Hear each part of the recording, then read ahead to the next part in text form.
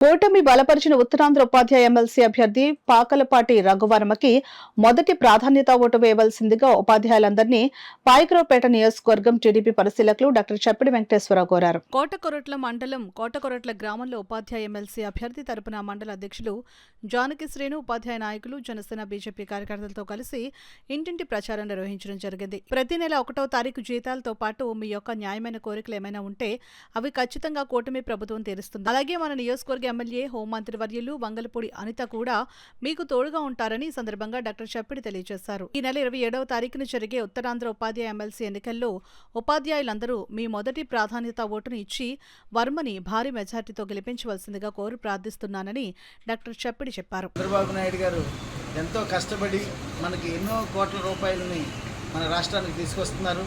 అయితే సామాన్య ప్రజలకి కొంత తెలియట్లేదు.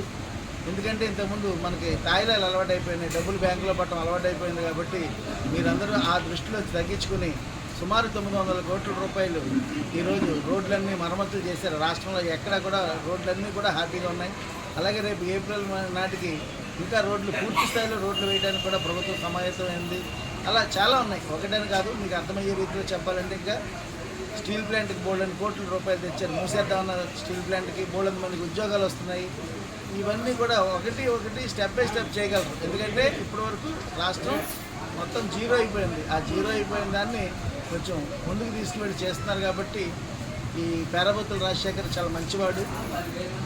అంచేత ఆయన్ని రేపు వచ్చే ఎలక్షన్లో 27వ తారీఖున జరిగే ఎలక్షన్లో మొదటి ప్రాధాన్యత ఓటు వేసి గెలిపించాల్సిందిగా విజ్ఞులైనటువంటి పట్టభద్రుల ఓటర్లందరినీ కోరుచున్నాను. Thank you.